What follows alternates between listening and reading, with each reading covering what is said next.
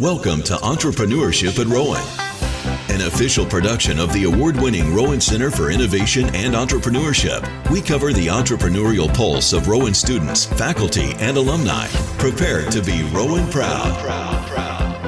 Hi everyone, this is the Entrepreneurship at Rowan podcast. I'm your host, Antonia Nizzolo, and today joining me is Mike and Kayvon from HalfDay.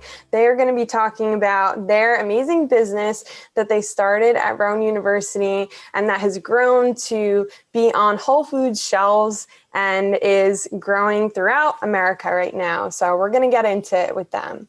Hi, Mike and Kayvon. Thank you so much for being with us today. Hey, thank you for having us. Absolutely. So for those of us who don't know HalfDay Tonics, can you tell us a little bit about it? Yeah, for sure. So HalfDay Tonics, we're trying to recreate the classic iced tea flavors that we all grew up with. So Arizona, Snapples, Brisk, but make them healthy and incorporate a functional benefit into them called digestive health. So all of our drinks are less than 4 grams of sugar, taste like what we remember when we were kids, and deliver a really functional benefit called inulin, which is your daily recommended intake of soluble fiber. So what came first, the partnership or the idea? It depends where you consider the idea to have started. The idea for a HalfDay really was like after the partnership had formed. But the original idea, what we were building before we did this pivot, was I think Kayvon kind of had the idea. He shared with me this like cold brewed iced tea that he was making. And we were like in his kitchen in the middle of the summer, and he shared it, and I was like, this is really refreshing. So from there, we started using it and building it out from there, but very different concept at the time. So it depends on the time frame you're looking at, but I guess the idea first, and then we decided to make it. And that idea or the tea has a little story behind it. Is that right, Kayvon? Yeah, absolutely. So the story goes in 2016, I was training collegiately with the hopes of becoming an Olympic swimmer at Montclair State University. So that same year when I was just 18 years old, I was diagnosed with ulcerative colitis. And for those of you not familiar, it's just a debilitating digestive disease. And that when I was training so hard, I was eating kind of a crappy diet. It was just super stressful. I had come down with a really severe flare and I had to come home. I was in the hospital for about 3 months. I had lost 80 pounds. And I was just trying to do whatever to essentially get back to where I was. And I had a lot of time to research things like herbal ingredients and what helps the microbiome and the digestive system. And that's when I came across inulin. And when I was making my teas every day, I would scoop a little bit into it because it didn't change the flavor. And there was a bunch of clinical trials that said it helps benefit everything from mental health to immunity and as well as digestive health. And I thought it was super interesting. And at that point, I was starting to feel a little bit better. So I went back to Rowan University where Mike and I started to meet again and hang out. And Mike was on his own health journey at that point. He was doing the old college diet. He was drinking and eating cheesesteaks every day that kind of ended in Y. So he had gained 40 pounds. And in order to become a little bit healthier, we started to give up a lot of products that obviously are not good for you. So those iced teas, those ice cream pints, they could really add up. And what we were giving up, we kind of felt like there was a void. So when we were growing up as kids, we always used to walk home from school at the end of a half day and grab some iced teas on the way home and hit the park or the pool and drink them. And it was always a really nice time for us. And then when we tried to drink those as adults, we had to give them up because they were like 40 or 50 grams of sugar. So one of the things that I'm really passionate about, and Mike is as well, is digestive health. And a startling statistic is 95% of Americans do not get the recommended daily intake of soluble fiber. And we know firsthand the issues that causes. Like, for example, it caused me a really severe flare, but other people can cause things like mental health issues or weight gain. So we're like, how do we easily incorporate this incredible ingredient, not make it feel like it's, a medicine, not make you feel ostracized for being healthy, but just kind of make it feel like you're drinking an iced tea like you were when you were a kid during lunch. And that's where we came up with the idea of just making these incredible like flavors, like what we were used to, but just making them healthy. And I think that's where kind of the story came from. And if I'm missing anything, I'll hand it back off to Mike. I think that's a pretty solid overview of how it all came to be. When you first started working on the idea, it was just a class project at Rowan. Is that right? Yeah, it was. It was a class project, and we started because we didn't know anything about the industry. We were basically just trying to figure out, like, our first meeting was with a bottle supplier. And we were like, oh, okay, cool. Like we just made it. We understand the industry. And then we didn't realize that there was someone that the bottles came from a different place than the caps. And then you had to have someone that makes it. And then you have to have someone that distributes it places. So we didn't know anything about it. And we didn't know very much about business at the time. So Rowan kind of acted as like an incubator. If we had a finance question, we would go to the finance team. If we had an entrepreneurship question or something like that, we would go to some of the other professors. I know Mike leaned a little bit on his marketing professors at the time to just kind of understand the industry a little bit, but it did start as a class project. Mike was able to use it a little bit more than me because he was in marketing and I was in finance. So I wasn't really able to kind of like use it because we were doing stocks and all that. Yeah. I know Mike had some good times with it. Take some of the workload off my senior year because I was able to like kind of double down. It's not that it took any of the workload off. It was just instead of doing like classes all the time and then trying to build this business, I kind of was able to combine some of it for a few classes. So it was definitely really helpful. And it's cool to do like a hands-on project like that too. Because like I remember I use it for my marketing plan course, and you see a lot of the projects, everyone was just making stuff up for this class and doing what they had to do for the paper. But like mine was real. So everyone was like, why is this guy going so hard? I was like, I have to. This is like a legit thing. So it's a really cool way to learn though. So at what point did you start taking the idea seriously? Was it from the beginning that you just wanted to go forward with the idea and so applied it to class and was taking it seriously? Or was there a point where you were like, wait, we actually might have something here? For me, it was iterative. I would say we took it seriously from the start, but there was so many steps to take. We didn't have backgrounds in the industry. We had a very, very little real world experience. So it got a little bit more serious with every success that we had, if that makes sense. So kind of like came up with the idea over the summer, had a couple meetings that set us off in a good direction, started using it for classes that fall. And then the following spring, we won the new venture competition. And that was like, I think that was a pretty important moment because it was like, okay, if we can win something and give us like, we got the grant money that we needed to kind of start. So, and then there was just like stepping stones after that. We did the accelerator that summer at Rowan as well. And then eventually got like our first retailer that fall. And with each succession, there was a little bit more like, oh, this is a real thing. So at the time, your brand was called Topo's Teas, and I've always loved your branding. It's always been beautiful, and I believe that you've put a lot of time and effort into creating an awesome brand. How did you decide on the branding for Topo's Teas at that time? That was a fun one. We needed someone to do like artwork and everything for us. I remember, I think Kayvon did some stuff in like PowerPoint and like put something together, and we were like, this will work. We can make a label with this. That maybe if we had known about Canva back then, we could have put something together that way, but we didn't know anything. And so we were wandering around, and Kayvon, you might remember this a little better than me, but we somehow stumbled into the art department and found a class there doing a senior project for packaging design. What we had done was we literally just walked into the art department, found the department chair or something, and we're like, hey, we're making this project. Could we have a graphic designer like whip something up? And she was like, how about we just like do it as a senior project?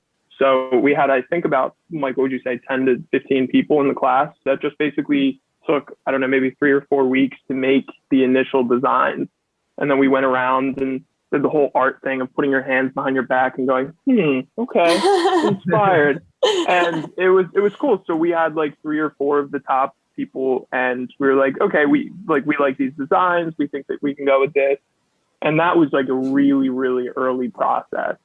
And I think once we got that initial design, we had just kind of like iterated, tweaked, and then made a minimum viable product. We thought that making a clean product, meaning like using really simple ingredients and making it like fresh looking and all that, was going to be enough of a differentiator in the market. And we literally held on to that belief for probably about a year. And that was why the early packaging was like, it had a lot of white in it. It had a lot of green, kind of resembling that organic feel. And it had like a clear bottle so you could see into the product. And it was like basically just kind of our early iteration on how to position. And when Mike and I brought that to Rosselli Markets, which was like, a family friend or whatever of the university, they let us go on shelves, and we tried to basically figure out what consumers are looking for. And it worked to a degree because I think a lot of the time people are like want to support local companies. But we found out that it wasn't enough of a differentiator. Once we were standing in stores, people bought it. But then when we left, like it didn't really do too well because it was like there wasn't much of a, like I said, differentiator. You know, we took a lot of information in, made some iterative changes to that initial design, and then decided let's take all this learning after about a year. We took all of that, and we had actually stumbled into, this was just by chance, we went to the Natural Products Expo East, just to visit.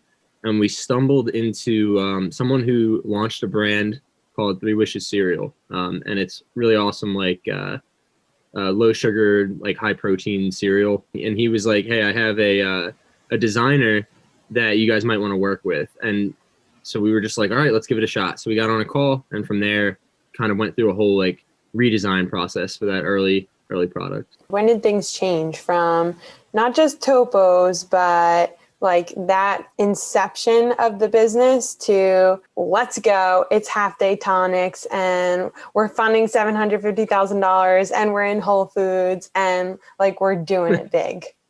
When was that distinction? In the springtime, COVID hit, and we decided we had been looking to reformulate our products. They weren't shelf stable at the time, and we wanted them to be shelf stable. So we were planning to do that over the summer, and then this pandemic hit, and we were stuck in our houses. So we were like, well, let's just do it now. So I remember we got in the kitchen for a few weeks and just reformulated, went through the process of making the product shelf stable, did some redesigns to the packaging. It was still the Topos brand though. That was like over the summer. We had some time where like the dust had settled. We pulled the old product off the Whole Foods shelves because we just didn't want to run the cold chain product that needed to be refrigerated and all this. So we were like getting ready to transition to this new one. And I don't know what happened. It was just like there was this calm, and it was like everything we had learned over a couple of years just kind of clicked one day. And we were like, what if we like completely reposition this? Because we didn't want to make another beverage brand. There's a lot of beverages out there. We wanted to make something that was like a little bit more of a mantra, and it's something that like we kind of could rally behind. Like, you know, as founders, something that we felt was meaningful.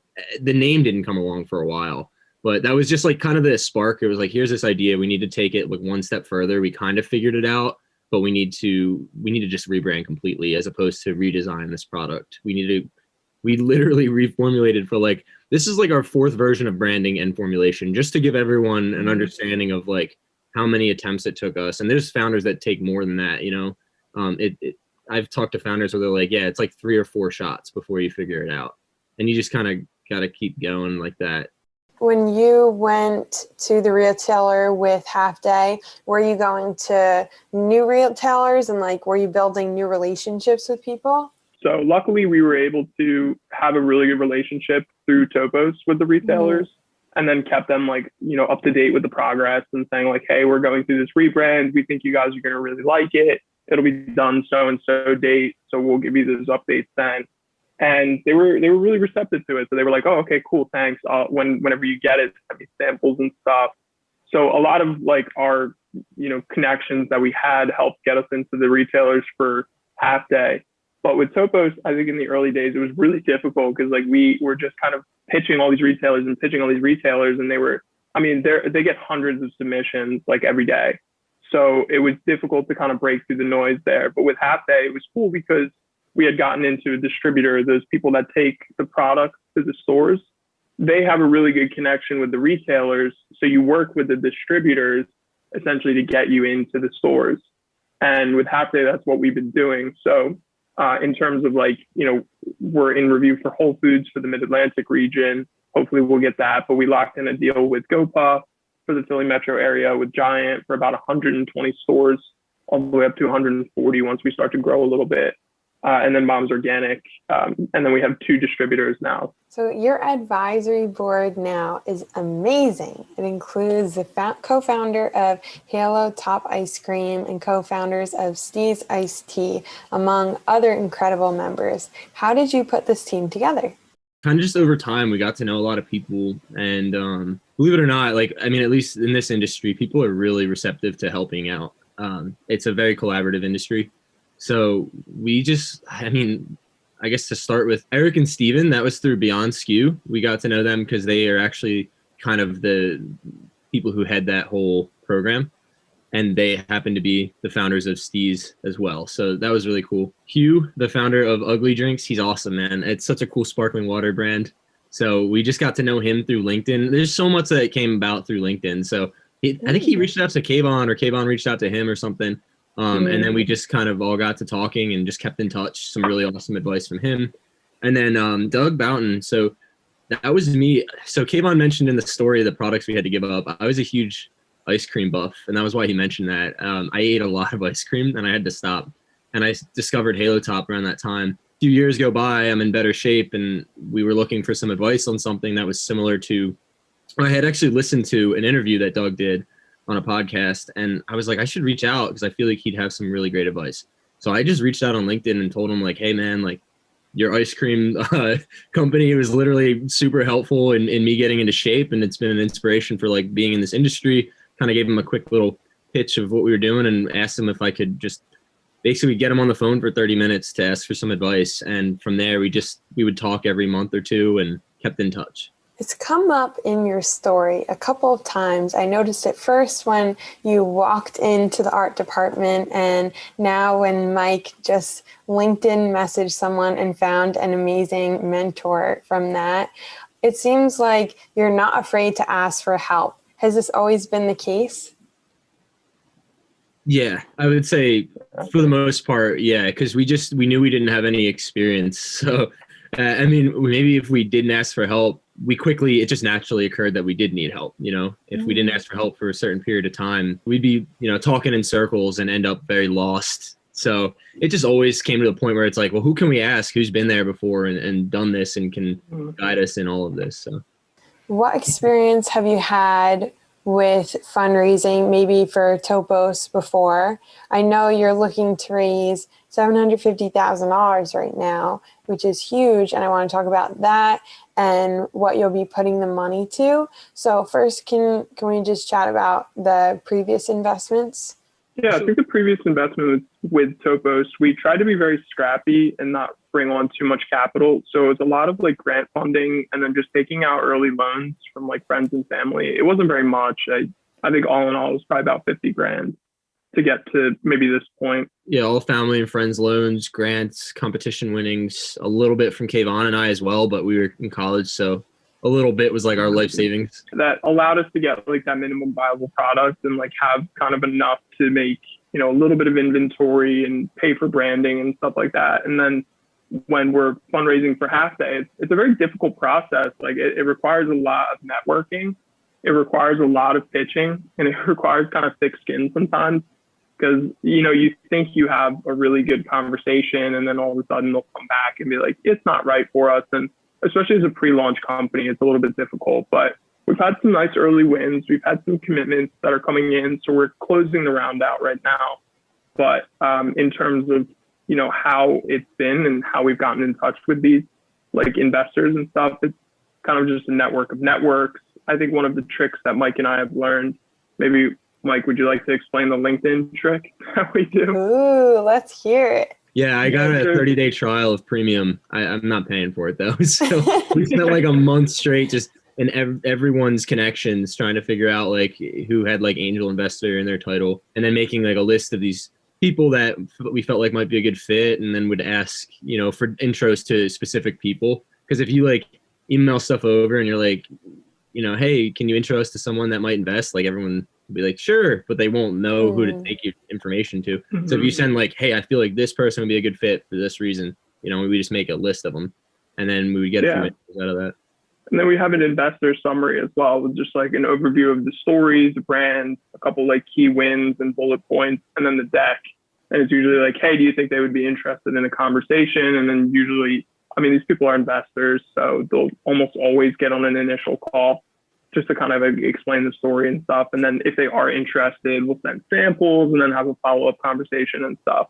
That's a great hot LinkedIn tip. I like that. And now the fundraising that you're doing now, what will that go towards? We definitely needed to build up some inventory, so there was some allocated to that. We did do our first production run though, so we're pretty set there for now, at least for launch, and there's a good chunk to marketing and building up the team that we need to take this to the next level. Along your journey, what has been the biggest obstacle? I think in the early days, it was probably lack of experience.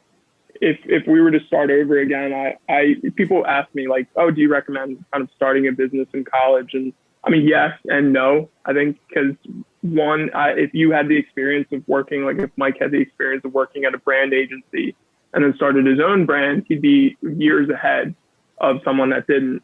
I mean, you can always figure this out, but same thing with like a beverage company. If you had worked for a beverage company before, you see the inner workings, you know how it all works, instead of just trying to piece it together on your own. I think that was one of the struggles, at least in the early days, like just trying to learn all the vernacular, learning how the inner workings of everything. Where do you see HalfDay in 5 years? Yeah, that's what I guess all of the investors are pushing for, an acquisition in 5 years, which is usually the route. You're in beverage companies, you very rarely IPO. I know Flow Water is going to IPO in Canada, but it's usually just trying to find an acquisition partner that has like a really good mission, like someone like Vita Coco or, Pepsi or whatever. They have health food brands and stuff. In terms of where we are, I would like to be on a national scale. Obviously, we would like to be on a national scale. We'd like to be like the go-to digestive health iced tea or iced tea that just tastes great and is good for you. And we have a lot of different ideas in the works to just make it so that it's more accessible rather than just beverages. Going into convenience stores down the road, I don't want to spill too much, or get ahead of ourselves. But, our plans are to make it, what they call democratizing, I think, the health drink space or iced tea space as well, healthy iced tea. From a brand standpoint, I wanted to kind of build like more of I would say like the next generation of like iced tea, really like an entire universe around this type of product. It doesn't necessarily need to be gut health. That's just how we got started. But we could see it going a lot of different ways with a lot of different products. I guess that's kind of where I see it going, a little bit more of a community and an iced tea universe for kind of the modern consumer. Last question. How much of the success of HalfDay do you think has to do with the skills that you brought to it, and how much of it was just luck? Well, I don't know if I would consider us successful yet. I think we have a lot of work to do. But well, you've had many successful events, though. Well, yeah, successful moments. Yeah. I would say Okay, we're pre-launch right now, so we can't take credit yet. But there's a lot of luck, man. I mean, if we didn't run into just a person that, since we talked about it, if we didn't run into Ian at Expo, I don't know where we would have found, our designer who acted as such a great, like, basically a creative director. That was serendipitous. We didn't plan that. We were eating breakfast and he needed a spot to stand and eat at this table we were at. And that was how that happened. But then there's like there's definitely the skill side of it, and that we've always been working to surround ourselves with people that can help us improve ourselves. Yeah. I would say there's a balance between being tenacious and being, like, a lack of a better term, stupid in terms of just like not wanting to give up. There's been a lot of points where Mike and I were like, oh man, is this going to work? Like, we have given ourselves deadlines on stopping, and we've always been like, well, what if we do this? And what if we do this? I think it's always important to try to keep, like, Mike and I have had very, very many like open conversations, because I know we have a lot of founder friends that are like, well, we're just going to keep going. We're going to keep going. And at some point it's kind of a waste of time if you're not, actively growing your business. And I think with us just being like tenacious and just not wanting to give up, and even though we wanted to at some point, we kept pushing forward, and luckily we found our niche in the market, and we'll see what happens with launch. But I think that was where Mike and our skill set came into play.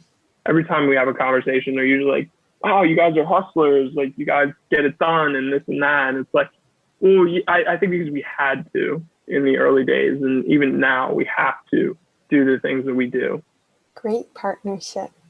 Well, Kayvon and Mike, thank you so much for your time. We are so excited to see you celebrate more and more successful moments over the next couple of months. So thank you for being on the podcast.